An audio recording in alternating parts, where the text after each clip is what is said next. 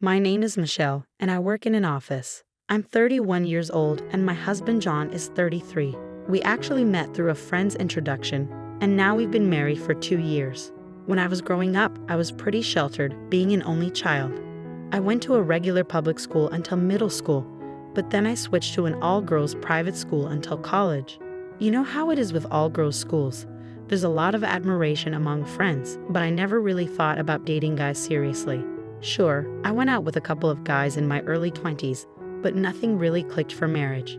I always figured I'd meet someone eventually, but time flew by, and suddenly I was in my 30s. My parents started getting worried, especially my dad. He started suggesting I meet some guys he found on matchmaking websites, and one of those guys turned out to be John, my husband now. After we met a few times, John told me he had feelings for me. He's a really kind person who respects his parents a lot. I'm the same way, so I felt like we shared important values. That's why I decided to marry him.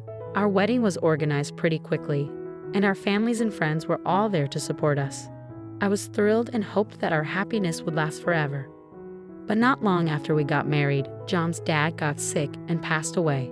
John started spending a lot of time taking care of his mom, which is totally understandable. He's always visiting her and even goes on trips with her. While he still cares about me, it sometimes feels like his mom comes first in everything. It's a bit frustrating, but other than that, things are okay. I guess this is just how marriage is, so I've learned to accept it and make compromises. Lately, I've been finding a lot of happiness in entering sweepstakes and winning prizes. It's been mostly little things like makeup and snacks. But then I hit the jackpot, a pair of tickets to Miami.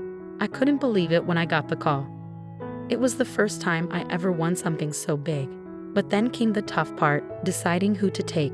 John had just gone on a trip with his mom, and he usually pays for his own travels. So I thought, why not give this amazing opportunity to my parents? I hurried over to their house and shared the news. Guess what? I won a trip to Miami. Why don't you two go? My mom was ecstatic, saying it had been ages since they'd gone on a trip abroad. However, my dad didn't seem as excited about the trip. I've got work commitments, Michelle, he explained. But you still have some paid leave left, don't you? I countered. True, but this is a busy season for our industry, especially for me as the department head. Taking time off isn't easy. My mom then suggested, Michelle, if you can manage to get leave, why don't you and I go? I thought about it and agreed. You're right, Mom. It's too good of an opportunity to miss. Since my dad couldn't make it, I decided to ask my boss for time off the next day. Thankfully, work was slow, and I got permission without any trouble. After work, I swung by a bookstore at the station to pick up a guidebook on Miami, filled with excitement for the trip. As I neared home, I noticed the lights were already on. John must have gotten back home already, I realized. I better hurry up with dinner, I thought to myself. As I opened the door, instead of John's shoes, I spotted a pair of women's shoes I recognized. Michelle, what's the meaning of leaving the house empty at this hour? Scolded my mother-in-law. Oh, I didn't know you were here, I responded. It doesn't matter if I'm here or not. It's time for John to be home, and you should be preparing dinner and getting things ready for him, she lectured. Living nearby, she has a spare key, courtesy of John. I understand she feels lonely since her husband passed away, but her unexpected visits and presumptions of entitlement don't sit well with me. Plus, she holds onto old-fashioned beliefs about a wife's role, and she's not a fan of me working. Every time we cross paths, she finds something to criticize or make snide remarks about, which makes it difficult for me to warm up to her. Why the long face and the detour instead of coming straight home? She continued, You're such a useless wife. Let me see what you bought, my mother-in-law demanded. Please stop, I objected, but she ignored me and grabbed the bag containing the guidebook. What's all this? What do you plan to do in Miami? How extravagant, she exclaimed. No, it's a prize I won. I'm giving it as a gift to my parents, I explained. Well, nobody told me about this, she retorted. Just as we were arguing, John walked in. I'm back. What's going on? He asked. Welcome home, John. Michelle won a trip to Miami, my mother-in-law informed him. How thoughtless of you to give it to Michelle's parents without discussing it first. I would have loved to go, John said. I didn't know about the trip to Miami either. I was thinking of giving it to my parents, I responded. How many people can go on this trip? John inquired. It's for 2 people, I replied.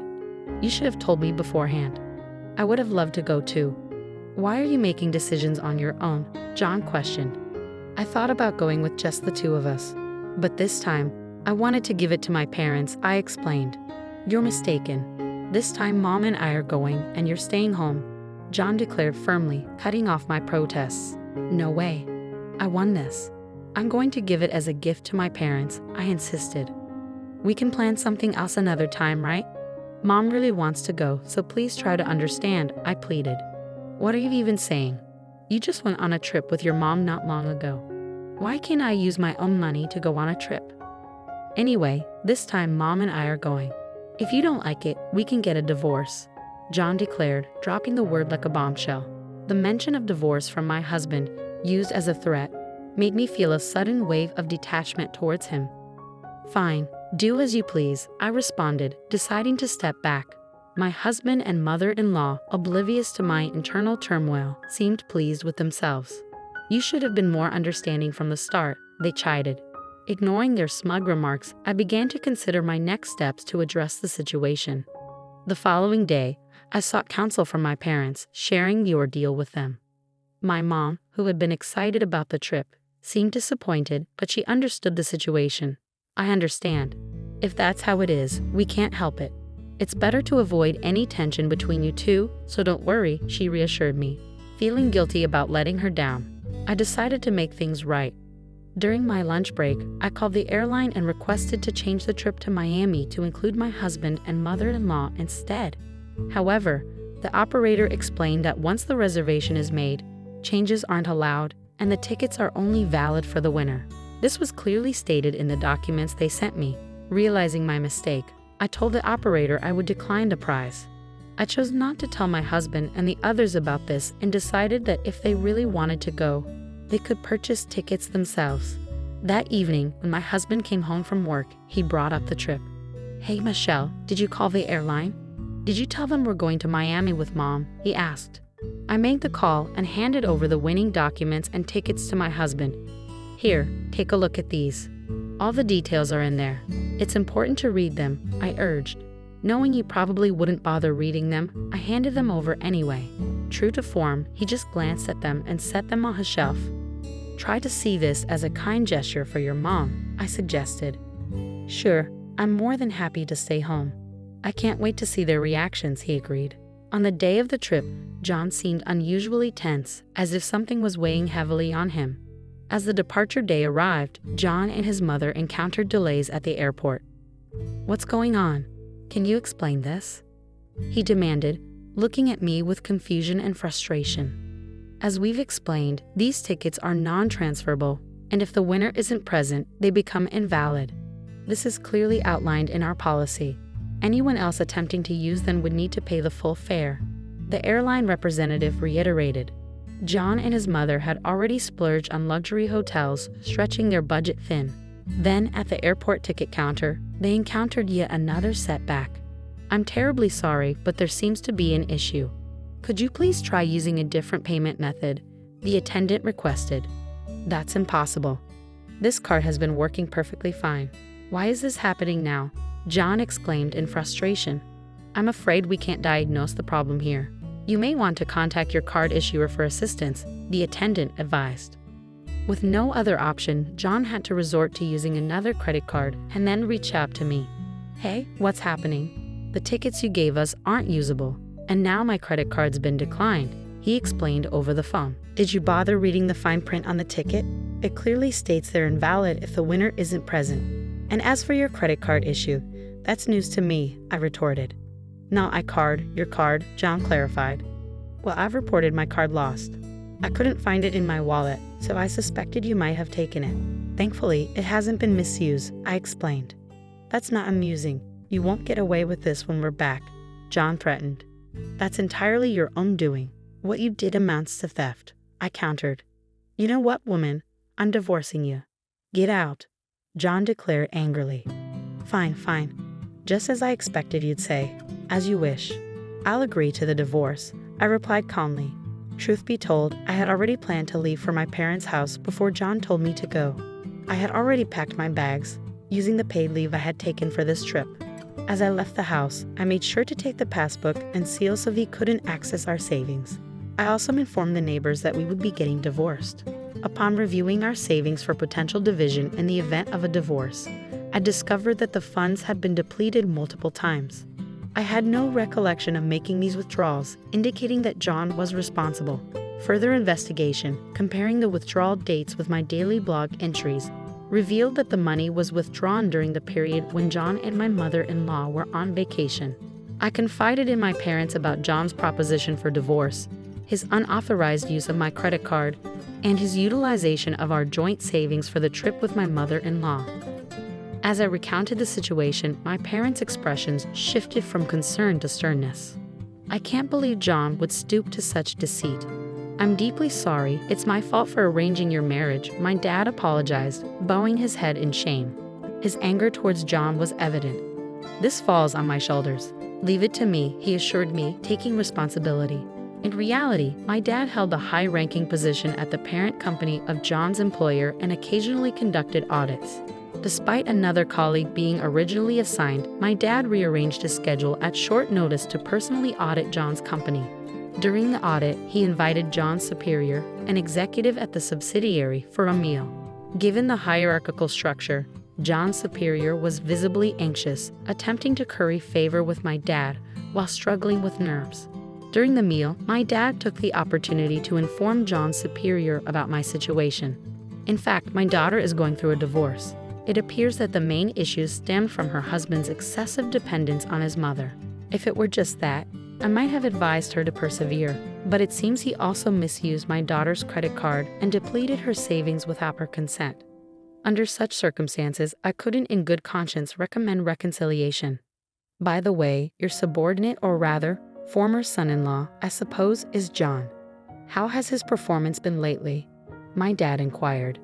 It's a busy time, but I haven't seen him much around the office, John's superior responded. Upon learning about my impending divorce from my dad, John's superior sensed trouble and decided to look into the matter further. John, being the son-in-law of the parent company's director, was well known within the company and received some preferential treatment. However, a closer examination might reveal more about his conduct. I'll arrange for a lawyer recommended by my dad to handle the divorce proceedings. You'll receive written confirmation soon, covering matters like alimony and property division, I informed John. John assured me that he wouldn't let things slide, but it seemed that neither he nor his mother would have an easy time upon their return from Miami. Sometime after John and my mother-in-law returned from their trip to Miami, John paid a visit to my parents' house. Michelle, what's this certified mail about? I'm strapped for cash. I can't afford to pay any alimony, and this property division, it's just a marital spat. There's no need to take it this far. I've apologized, so please come back, John pleaded. What are you saying? Have you even read the contents of the certified mail? Your mother's constant mental abuse, not to mention depleting our savings and attempting to use my credit card without permission. There's no way we can reconcile, right? I countered. Please, don't say that. Since you left, it's been difficult for both Mom and me. Have you been receiving icy stares from the neighbors, or have there been issues at work? John inquired, his demeanor stiffening. I suppose I hit the nail on the head, I remarked. How did you? Well, who knows? What do you think the reason might be? If you reflect on your actions, you might understand, I replied. I can't reconcile with you, and you'll have to face the consequences. Prepare yourself. Also, please communicate through the attorney from now on. If you persist in lingering, I'll involve the security company, John warned sternly. When I mentioned involving the security company, John finally relented and left with a heavy heart. In truth, everything John had come pleading about was orchestrated by my father and me. Before returning to my parents' home, I went to our neighbors and spun a tale about being kicked out by my husband and mother-in-law after they stole the plane tickets I had won in a lottery. Drawing from my past experience in the drama club during my student years, my performance was remarkably convincing. Since my husband and mother-in-law returned from their Miami trip, rumors and gossip have swirled around them in the neighborhood. My mother-in-law was mortified to learn from a local busybody that she was being shunned because of rumors like, "You took your daughter-in-law's winning travel tickets and threw her out, didn't you?" But now, it's your turn to hear the full story. Following this incident, my father initiated an investigation at my husband's workplace. It was discovered that my husband, who happened to be the son-in-law of a department head in the parent company, had been abusing his position. He frequently took time off during busy periods to travel with his mother-in-law, habitually arrived late or left early, and was even found to be embezzling company funds.